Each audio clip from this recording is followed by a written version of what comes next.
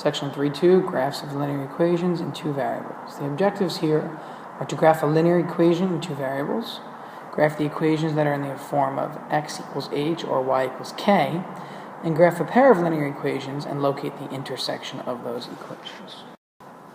First, we're going to start by looking at the simplest method of graphing, which is graphing by plotting points. Traditionally, you're never going to use this method, but it is good to know how to use because there are times where it might be useful. Okay, but most of the time we're going to graph by other methods. So first, let's take a look. To graph by points, it means let's pick a value of x and come up with a value of y, just like we did in section 3.1. So in this case, it might be useful again to solve for y generically. So move the 2x over by subtracting, giving us y equals 7 minus 2x. Now that's the generic representation for y. So what we can do with this now is we can say, all right, let's go ahead and make a table of x and y values. And this is graphing by plotting points.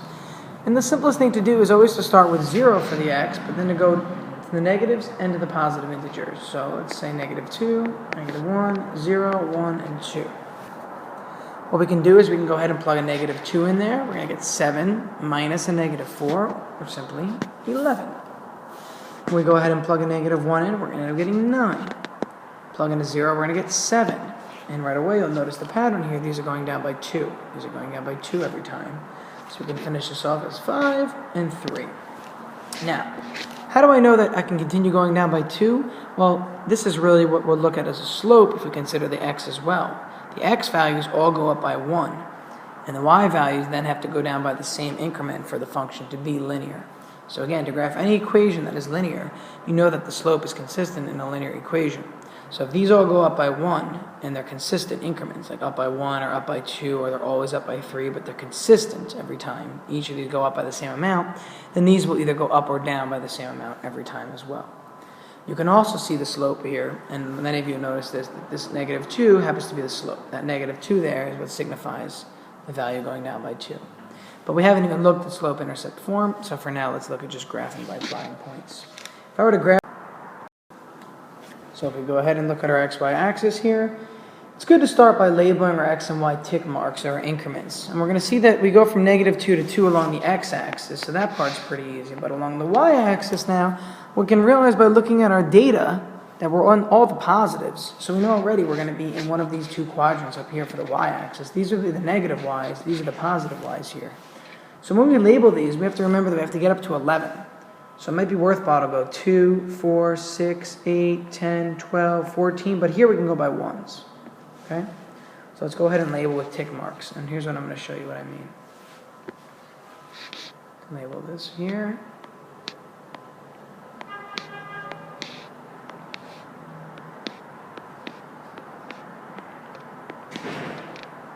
But along the y-axis, what you're going to notice is that we're going to definitely go by 2's. So I'll put a 2 there next to the first y-axis increment. And this tells me that along the y-axis I go by the number 2, but along the x-axis I go by 1's. So the first coordinate we have is -2, 11. So I hop over 2 points to -2 and I go up to 11. Well, here's 2, 4, 6, 8, 10. There's 11 halfway between. But I have to be over -2. Well, there's my point right there. So let's go ahead and put a location there for -2, 11. Then I want to go to -1, 9. That's going to be right here. Then I want to go to 0, 7, which is here. Then I want to go to 1, 5, which is here. And then finally I want to go to 2, 3. And notice all my y values were odd, so they happen to be in between the tick marks. But you'll notice that we have a linear function here, and that linear function happens to have a slope of -2, and we can see that the slope is negative because it's decreasing. I'm going to put arrow tips at the end of here to show that this is a line, and then it does go on forever. Okay, so that's what my graph would look like for this first example here. We're going to now look at graphing using intercepts, and to me it's very useful to do this since a line is defined by only 2 points. If we could find the x-intercept and we could find the y-intercept, what we can do is then say, all right, well, using those 2 values, we can just connect the dots and make a line. Now, remember that whenever you find, as we saw in the last example here, the y-intercept, what you have is an x value of 0, really. When x is 0, that's when you have the y-intercept. And when y is 0, that's when you have the x-intercept always. And we could illustrate that quickly on the graph. okay, by just picking, let's say this point right here. Let's say this is 3, 0. Well, that's clearly the x-intercept, and what you'll notice is that y is 0. Well, let's take a look here. What if I had a point here? Well, that would be the y-intercept. So let's say that's 0, -5. Clearly, again, this is the y-intercept, but now x is 0. So when you find the x-intercept, it's really like you're setting y equal to 0. But when you find the y-intercept, it's when you're setting x equal to 0. Okay, so let's go ahead and take a look at this example now in the next problem. Example 2 says 2x minus 3y equals -9, and let's graph this by using the intercepts of the line. So let's find the x-intercept first by setting y equal to 0. So I set y equal to 0, so the equation becomes 2x minus 3 times 0 equals -9. Okay, and then over here we'll find the y-intercept by setting x equal to 0.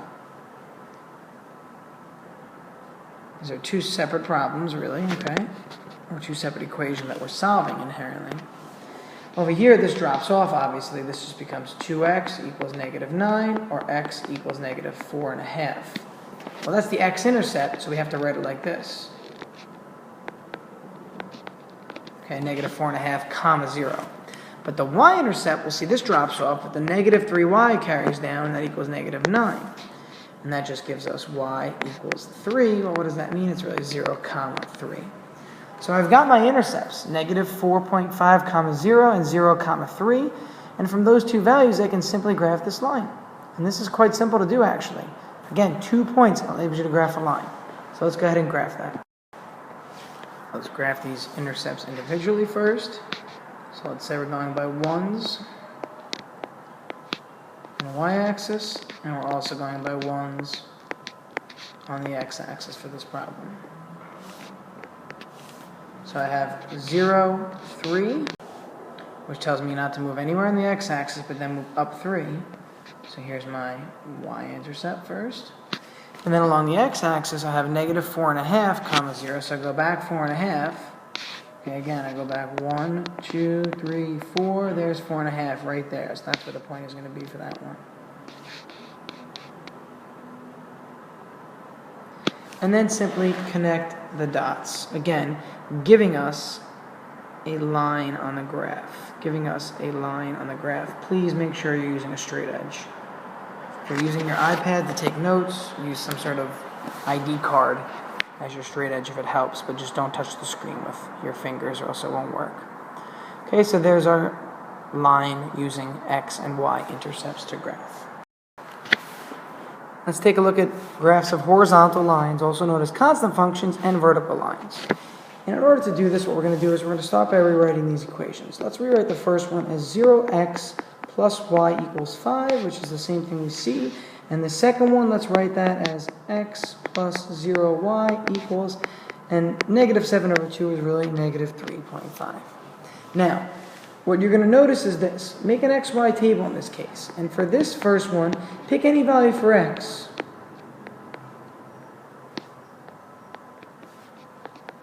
Does not matter what you pick for x. Plug in any of those values. Go ahead. What's 0 times 1? Well, it's still 0. So y turns out to be 5. What's 0 times 2? It's still 0. So y turns out to be 5. And so forth and so on. So what you end up noticing here is that all of the values for y are 5. They're all 5. Well, that makes sense because it said y equals 5, right? Well, let's take a look over here.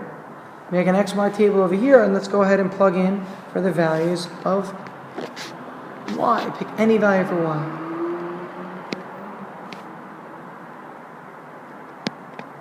Okay, really doesn't matter. I'm emphasizing that with the million there.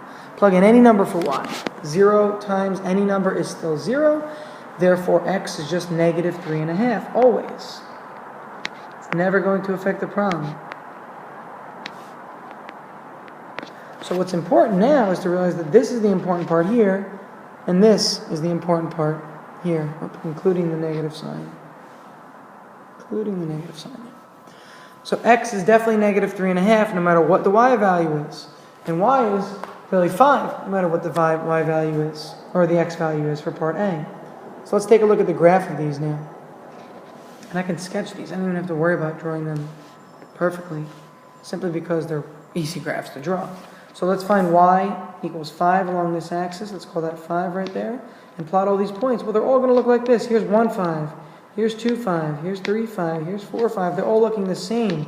Doesn't matter where I go. So this clearly is a horizontal line that goes through the y-axis at the location of 5, or the height of 5, the height of 5. Okay, so this is y equals 5. The idea is that the general form of this equation is y equals k, where k is really just a y-intercept, and this will always be a horizontal line. When x equals negative 3.5, we do the same thing. We have to go along the x-axis to negative 3.5. So let's go ahead and do that. Well, here's negative 3.5.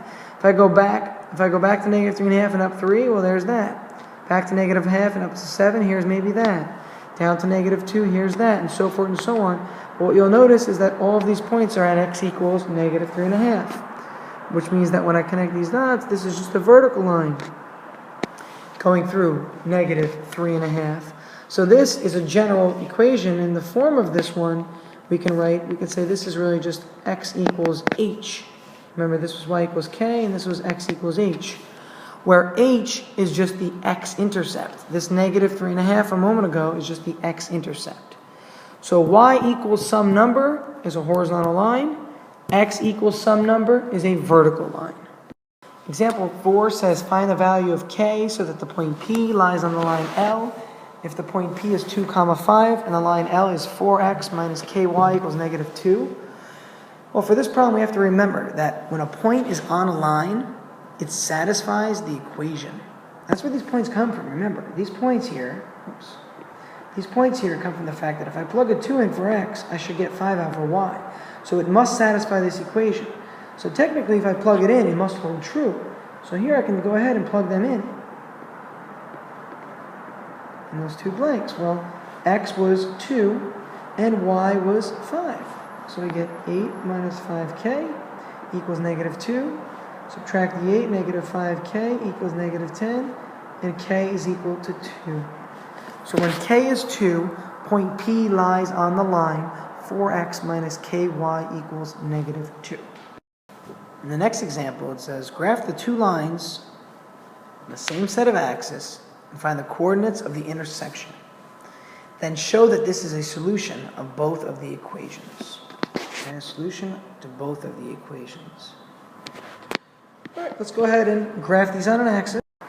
Now, it's extremely important for this example that you use a grid. So make sure you have some sort of grid on there. Load that from your images, please. And what you're going to see here is that the intersection is a function of having a grid or not. If you graph this by hand, your intersection might not be very accurate. But doing it with a grid, it really is quite accurate. So what we want to do first is graph this line, and then we'll graph this line. I would graph by using intercept method. And what I would get is, I would get a y-intercept in this case. If I said x equal to 0, the y-intercept is 4. And if I set y equal to 0, I'll see that the x-intercept should be negative 2. So that's the first line. Those are my intercepts. I can use those two to graph. With the second line, let's go ahead and figure out what we have. The y-intercept would be negative 1 if I plug in 0 for x. And if I plug in a 0 for y, I'm going to get an x-intercept of negative 1/3. Okay, again, using intercept method, because it's just quick. You can do that in your head if you'd like. So I'll graph the first line first in blue. So I've got 0, 4, that's up here. And I've got negative 2, 0. There's that first setup. Let's go ahead and graph a line through these 2 points here.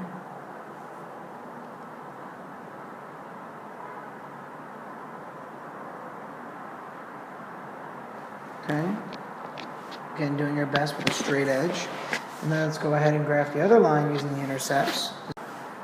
0, negative 1. And negative 1/3, 0. Which will be located on my graph a third of the way to the negative 1 location. Okay. It's going to be tough to see, but when I connect these two, if I can, I'm going to end up with an intersection right here at -1, 2, where the two lines intersect. So for the red line, I know it's tough to graph to see that because the intercepts are so close. So in that case, for now, you could graph by plotting points. But the idea is this, is to notice the intersection. The intersection is -1, 2. And if you were to go to plug these into the two original equations, what you'll end up noticing is that they satisfy both of them. So plug a -1 in for x in the first one, you get +2 plus 2 equals 4. That's true. Plug -1 in the second one, you're going to get -3 plus 2, and that's going to give you -1. So by going ahead and plugging these points in, again this way, we plug this in here, plug this one in here, that's the first check. And then we could also check that one in here, and check this one in here. Okay, and they both hold true because the solution to both equations means that it must be true for both of them, therefore it has to work when you check them in both. Your homework for this section is for written exercises in section 3.2, 3 through 29 odd.